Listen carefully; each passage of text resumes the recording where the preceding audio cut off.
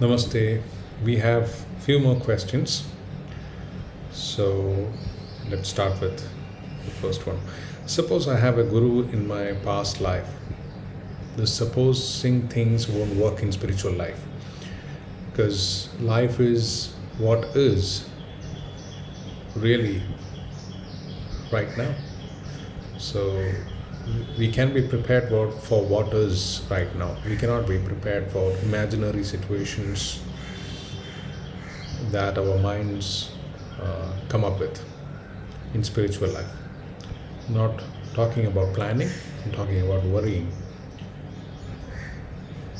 or getting anxious about certain situations which the mind comes up with.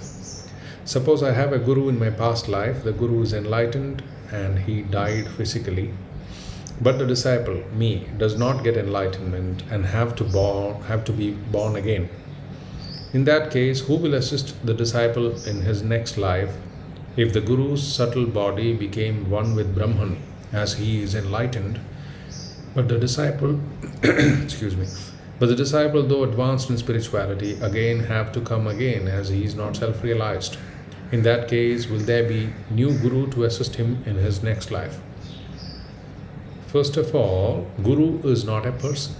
Just like we are not persons, but because of ignorance, we think we are persons with a body, with a subtle body, etc.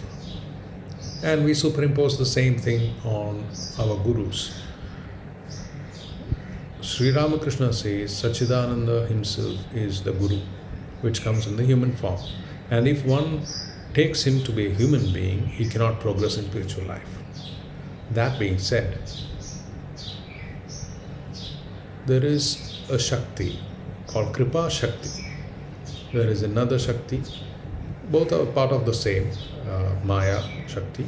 So the one power, Maya Shakti, is constantly engaged in ensnaring people in ignorance, and they forget their real nature.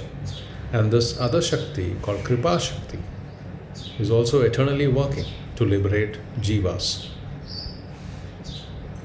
So organizing satsangs and spread of spiritual information through books, videos, all this are part of that Kripa Shakti. And Guru is also a tattva, the principle, which is eternally working. So when the disciple is ready, it comes in the form of it can come in any form. So it can come in a human form too. So don't worry much about the passing away or the destruction of the physical body of the Guru. And don't even bother about the attainments of the Guru. What limitations the Guru has have no consequences whatsoever in the progress of the disciple, if the disciple is sincere and earnest and follows what the Guru says.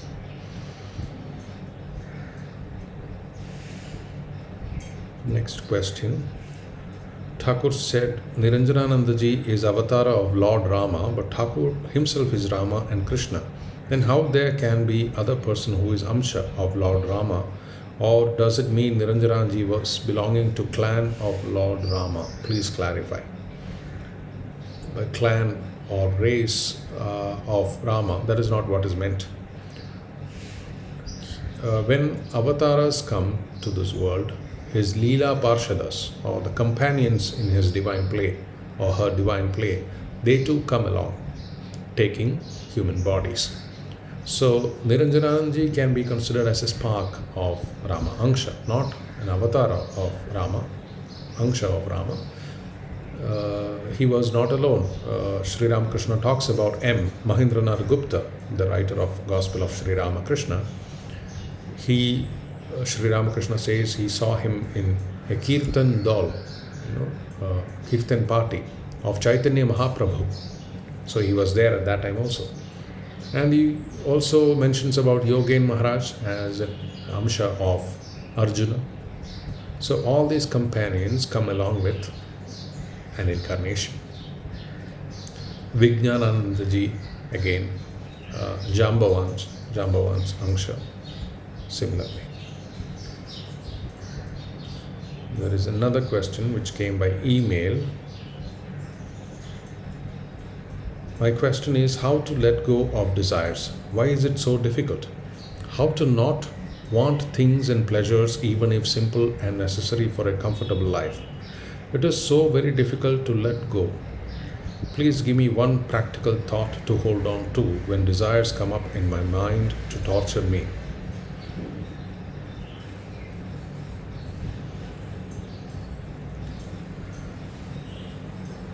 Why desires torture us?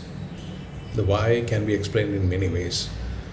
In the Kathopanishad we find Paranchi Kani Vyatranat Swayambhu Paran Pashyati Nantaratma. The senses have been destroyed in such a way that it looks outward and craves for things, sensory enjoyment, but it doesn't look inward. Kaschid Dhira, a wise one and a courageous one, Pratyagatmanam Aichat, Avritta Chakshu, desiring immortality, turns his senses inward. The eyes, I mean all the sense organs included, he turns it inward. So, we have to have that courage and decide once for all what we want in life. We can experiment life after life and find that we can never be satisfied with anything which is limited. Na bhume sukhamasti, na alpe sukhamasti. Only in bhuma, that which is unlimited, only that can give us eternal bliss. So we are all children of immortal bliss. How can we rest content with anything which is finite? So once we have this in mind, we won't be attached so much to these fleeting pleasures. That doesn't mean you should not have comforts which are necessary, the basic comforts in life. You don't have to deny that, because then your mind will be struggling with the existential crisis. So once that is met, then alone you can lead a peaceful life, which is very much essential for development of detachment. And a sense of serenity is a must if you want to go inward. And without going inward, there can be no spiritual life, because as I mentioned earlier, the senses by its very nature tries to go outward seeking enjoyments. That's the very nature. And remember, this is not your personal problem. It's human life. This has been the case for millions of years. As soon as the life came on this planet, from that time we can see that this race is going on. Cravings, and then where is it all leading to? Death. But human species alone have this rare quality to introspect and find something more than this physicality. The animal instincts and other enjoyment, the cravings for sensory pleasures, he can subdue, as has been proved by many saints, even in this era. So there is nothing to get depressed about. So again, she asks, please give me one practical thought. Okay, here is a practical thought. Whenever you are troubled by or tortured by desires, that moment you bring this thought. Next moment, if I were to die, what will I do? Will I continue pursuing what I'm about to do now?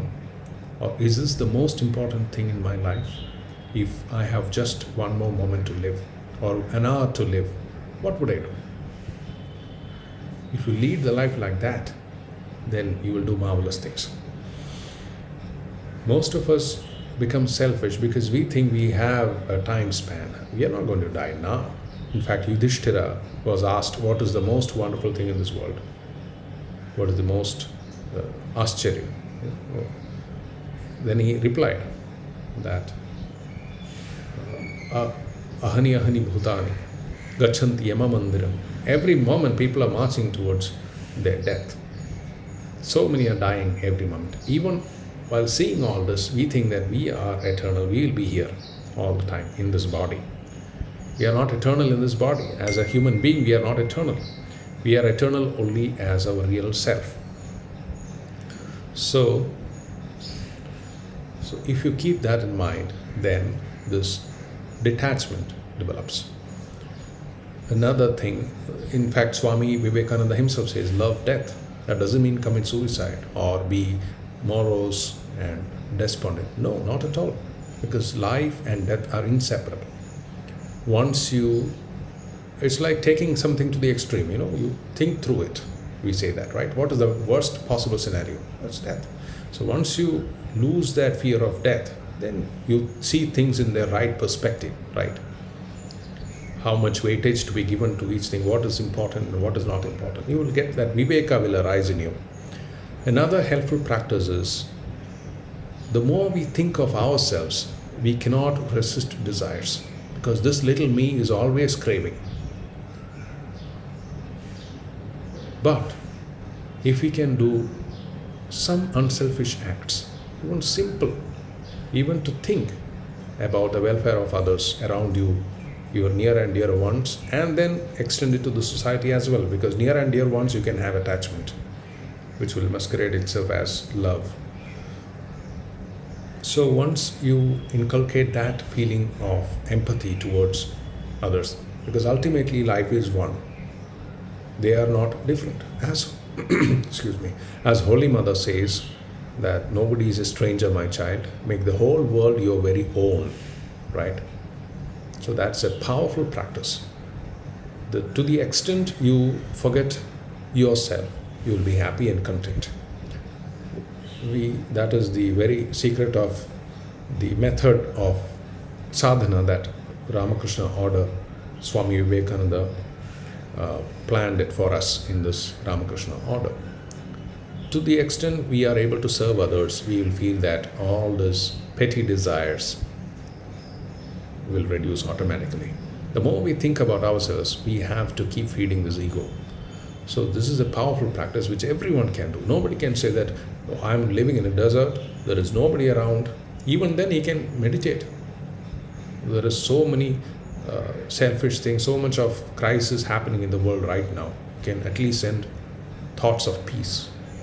Pray for them if you believe in God.